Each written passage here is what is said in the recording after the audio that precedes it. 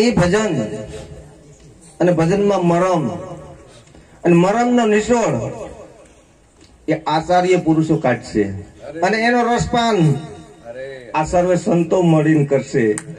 તો આ રસપાન કરાવનાર આચાર્ય પુરુષનું નામ છે જીવરામ મહારાજ માંડવા વાળા. તો સર્વે સંતો તાળીઓથી વધામણા કરો જીવરામ મહારાજના.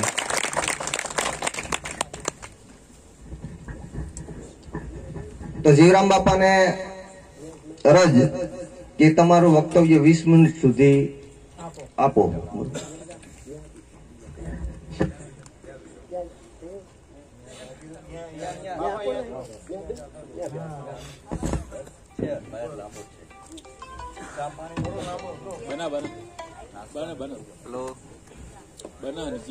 હા, જય ગુરુ.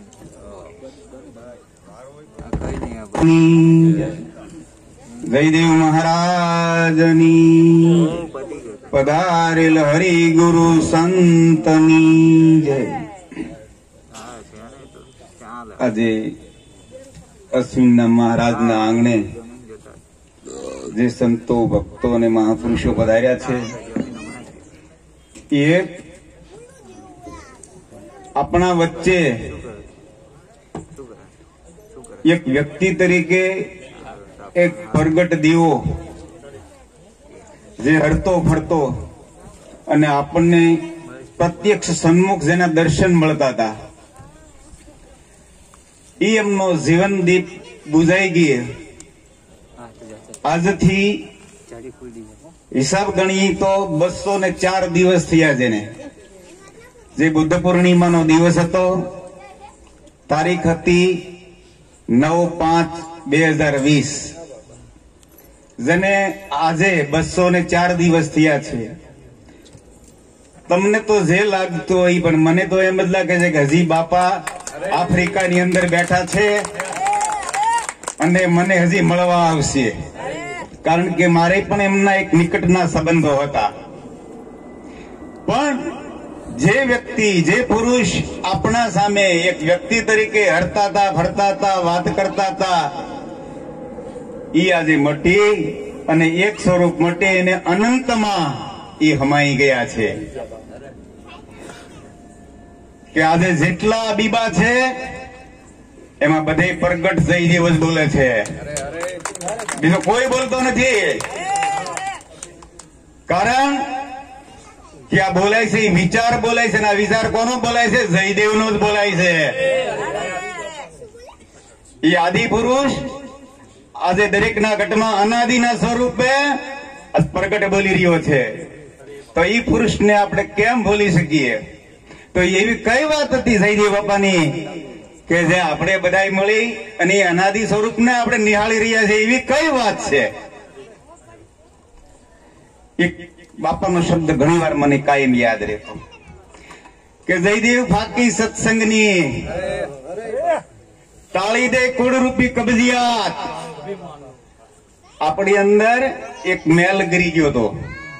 શરીર, બાપા બહુ સરસ વાત કરતા કે માણસને 3 પ્રકારનો મેલ ચડે.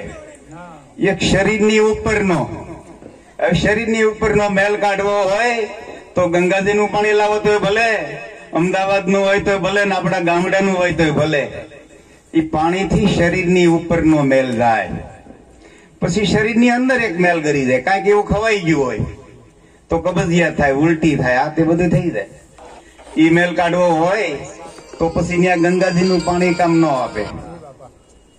તો કોઈ ડોક્ટર, વૈદ કે હકીમ પાસે જાય અને કાંઈ દેશી કે આયુર્વેદ કે ગમે એવી દવા આપે અને લેવાથી આપણી અંદરનો મેલ જાય અને શરીરની અંદર હુમાઈને આવી જાય. પણ જે મનનો મેલ જે રહ્યો ને એ કોઈ જંતરથી, મંતરથી, જાદુથી, ઇલામથી કે કોઈ તીરથથી કે વ્રતથી, ઉપવાસ કરવાથી એ ન જાય. શાનાથી આ જાય?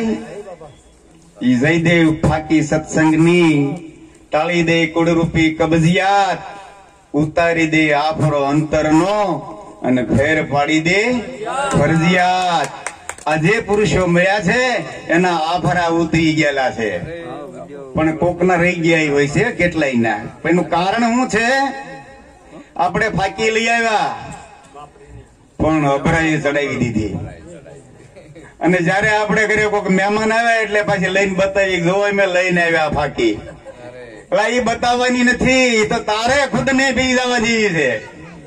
અને આ જે પી ગયા, આજે એના આફરા ઉતરી ગયા છે ને આજે બોલાય છે ને સિર્ફ જયદેવના શબ્દો બોલાય છે. કેમ? એ બાપા એક બહુ સરસ વાત કરતા, એનું એક વાણી છે કે સદગુરુ વિના વાળે કોણ વેદના. આ તો જેને ગુરુ મળી ગયો છે ને એની જ વેદનાઓ મટી ગઈ છે. આપણને હાથ પગમાં કે કોઈ પણ શરીરના અંગમાં કંઈક વાગ્યું હોય એટલે પીડા થાય એટલે આપણે કોઈ ડોક્ટર પાસે જાય અને દવા લઈ પાટો બંધાવી એટલે મટી જાય. પણ આ મનમાં પીડા થાય એ કોણ મટાડે? અને એ મનની અંદર જે કાયમ અશાંતિ હતી ને એની મને શાંતિ કરી દીધી. એટલે મહાપુરુષ કહે કે સદગુરુ વિના વાળે કોણ વેદના, આ મળે નહીં મનમાં નિરાંત. સદગુરુ મળે તો મહાસુખ ઉપજે. આપણી પાસે સંપત્તિ હોય તો આપણે એમ કઈક બહુ સુખી છીએ આપણે, પણ એને સુખી કહેવાય, મહાસુખ ન મળે. મને મહાસુખ કોને મળ્યું છે? સંતોને મળ્યું છે. કયું સુખ ને મહાસુખ કીધું? કે સુખમાં સુખ મારે એક નામનું, નાવે નિજ નામ સમાના. ધર્મદાસની વિનંતી, સદગુરુ લખી દો પરવાના. જેને સદગુરુ એ પરવાનો લખી દીધો ને એને જ મહાસુખ મળ્યું છે. બાકી આ સુખ તો થાય ને મટે. આજ સુખ હોય તો કાલે દુઃખ હોય, દુઃખ હોય તો સુખ હોય, એ તો થાય ને મટે. પણ જેને મહાસુખ મળ્યું છે ને એને પછી કોઈ દી દુઃખ આવતું નથી. એટલે બાપા એમ કહેતા કે સદગુરુ વિના ભાંગે કોણ બ્રહ્મણા. જ્યાં સુધી આપણને ગુરુ નહોતા મળ્યા ત્યાં સુધી અનંત પ્રકારની બ્રહ્મણા આપણને લાગી ગઈ હતી. પેલી તો ચાલુ થઈ હતી આપણા નામથી. આ ફલાણું મારું નામ કોઈ લે તો ખરો? નામનો મળ ચડી ગયો તો આપણને. નામની બ્રહ્મણા, નાત જાતની બ્રહ્મણા, સંપત્તિની બ્રહ્મણા, શરીર થોડુંક દેખાવડું હોય તો એની પણ બ્રહ્મણા, અને મને 2 શબ્દો બોલતા આવડે છે ને એ મોટી બ્રહ્મણા. આવી અનંત બ્રહ્મણાઓથી આ ઘેરાઈ ગયો તો, પણ સદગુરુ મળ્યા એટલે મારી બ્રહ્મણા ભાંગી નાખી. એ સદગુરુ વિના ભાંગે કોણ બ્રહ્મણા, મટે નહીં અંતરનો ઉત્પાત. એક પ્રકારનો હોત ને તો સારું હતું, પણ આ તો આમ જો અનેક પ્રકારના ઉત્પાદ આમાં ઉભા થઈ ગયા. એ ઝેર ઉતારે નાત ને જાતના, અને પછી છોડાવે ઊંચ નીચની ભ્રાંત. આમાં કોઈ ઊંચો નથી, કોઈ નીચો નથી. અરે આ જાતિ જે રહી એ તો એક ઉપરથી કાલ્પનિક ઉભી કરેલી છે. જેદી જન્મો તેથી કોઈ તો જાતનો નહોતો, તેથી તું હતો અજાતિ. અને સદગુરુ જેદી મળે છે ને આપણને એ ઘરે લઈ જાય છે. જેમ આકાશમાંથી પાણી વરસતું હોય, આપણે કોઈ વાસણની અંદર લઈ લઈએ એ ચોખ્ખું જ હોય, પણ આપણે સમયાંતરે એક પછી એક કચરો નાખતા જ ગયા. આ શુદ્ધ સ્વરૂપ જે હતું એને કચરા પેટી બનાવી નાખી. આ એના ગુણ ગવાય છે. આ કોઈ રાજા મહારાજાઓના કે દેશ વિદેશના કોઈ મોટા વ્યાપારીના એના કોઈના ગુણ ગવાતા નથી. ગુણ કોઈના ગવાય છે? કે જેનું શુદ્ધ સ્વરૂપ છે એના જ દે. પછી ગુરુજી વિના આનંદ નો ઉપજે. આપણે એમ કઈક ભાઈ આનંદ અત્યારે બધા આનંદમાં નહોતા, પણ એ તો સદગુરુના ઘરે જે આવ્યા છે ને એને જ આનંદ પ્રગટ થયો છે.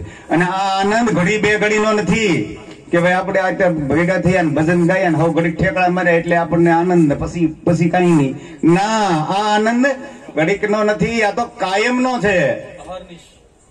કે જે રાત દિવસ બોલતા હોય, જાગતા હોય, બેહતા હોય, હાલતા હોય ત્યારે તો આનંદ હોય. પણ અરે તમે ઊંઘી ગયો ને તોય તો આનંદમાં જો. આપણે ઘણી વાર 2 વ્યક્તિ ભેગા થાય ને એટલે કેમ છો તો કે આનંદમાં છે. હવે બળતરા ઘણી બધી હોય તો કે આનંદમાં છે, હોળી હળગતી હોય. પણ એમ નથી, ખરેખર વાત સાચી છે, આનંદ જ છે. આ તો એક ખાલી એને ક્યાંક હલવાણો ને એટલે કઈક ઉભું કર્યું એટલે એમાં એ દુઃખી થયો. પણ જો એ કાઢી નાખ ને એટલે તારા મૂળમાં વયો જતો આનંદ છે. આપણે ગંગાજીએ જઈએ એટલે ઉપર છે ને કોઈ લાશો તણાતી આવતી હોય, કોઈ ફૂલડા નાખ્યા હોય, એ કચરો બધો તણાવતો આવતો હોય, ગંદકી જ લાગે એમાં. પછી બહુ ઊંડા વયા જાય તો રેતી અને કાદવ હોય.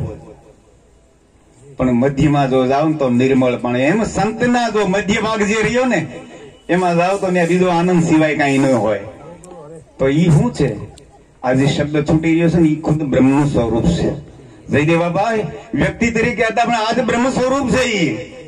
એટલે મહાપુરુષ કે હે મારી હેલી, આ આનંદ બ્રહ્મ કા રૂપ है, ये गगन ब्रह्म का स्थान, निरंतर ब्रह्म का બેસણ અને અપ્રોક્ષ બ્રહ્મ કા મેલાન.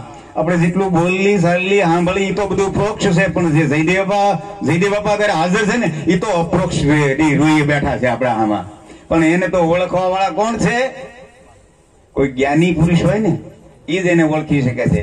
બાકી ક્યાંકથી થોડુંક સાંભળી આવ્યા હોય, શીખી આવ્યા હોય અને કદાચ મારા જેવું બોલતા શીખી ગયો હોય ને તો એને એની ખબર ન હોય કે જયદેવ બાપાનું સ્વરૂપ શું છે એમ. ગુરુજી વિના આનંદ નો ઉપજે અને ગુરુજી વિના ભાંગે નહીં ભ્રાંત, ગુરુજી વિના મટે નહીં ભ્રમણા અને ટળે નહીં તનડા કેવો તાપ. હું શરીર છું એ મોટામાં મોટો તાપ છે. એટલે ભાઈ તું શરીર નથી, આ શરીર તારું છે. આપણે બહારગામ જતા હોય, કોઈ વાહનમાં બેઠા હોય એટલે હું આપણે વાહન છીએ. એટલે વાહન ના હાંકવા વાળો તું છો, તારે જેમ હાંકવું હોય મને હાંક ને.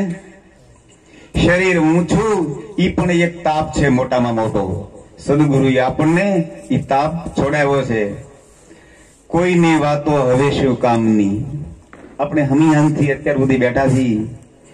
નિર્મળદાસ બાપુ ઘણી બધી વાણી બોલ્યા અને વિજયભાઈ તો ખામી જ નથી રાખી. હવે આમાં કોઈ ગામની વાત આવી કઈ? કોઈ રાજના વહીવટની વાત આવી? કોઈની વાતો હવે શું કામની, મને વાલી છે સદગુરુની વાત. અજવાળા થયા જયદેવ ઉરમાં અને મારે પ્રગટ્યું પ્રેમનું પ્રભાત. હવે પ્રેમની જો કિરણ આમાં ફૂટી જાય ને બાબુ તો એ કોઈ દી પછી ત્યાં અંધારા હોય જ નહીં, કાયમ અજવાળા હોય. એને મહાપુરુષ અખંડ અજવાળું છે અને અખંડ અજવાળામાં જે ઉભો છે ને એને ક્યાંક ગોતવા ન જવો પડે. આપણા ઘરમાં એક બુઝાઈ ગયેલો દીવો હોય ને તો ગોતવા બાપુ ફાંફા મારવા પડે, પણ જે પ્રગટ દીવો છે એને ક્યાંય ગોતવા ન જવો પડે.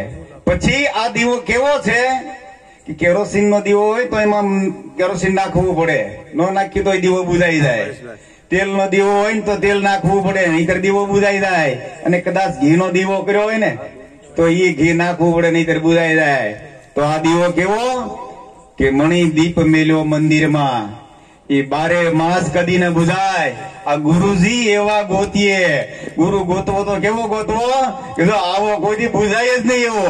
હવે પતંગિયાની જેમ ટમકું થઈને મટી જાય ને એનાથી કઈ ન મેળવે. એટલે જ મહાપુરુષ કે ઝબુકડી જાય નહીં જામની, આ રવિ ઉગે તો રહે નહીં રાત. આ તો બધાના હૃદયમાં જયદેવ નામનો રવિ ઉગી ગયો છે.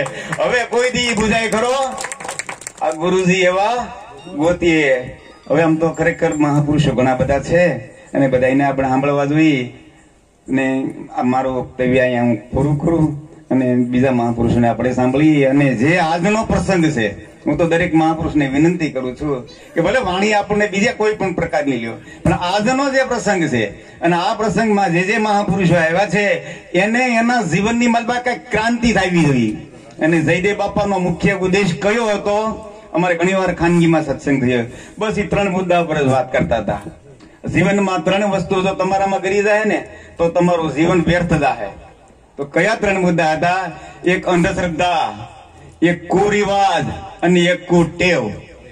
આ 3 માંથી જો તમે મુક્ત હશો તો તમારા જીવનને ઉજળું નહીં કરવું પડે, એ આપોઆપ ઉજળું થઈ જાય. અને આ જો 3 તમારી મજબા કર્યા એટલે કોઈ દી તમને અજવાળું નહીં થાય.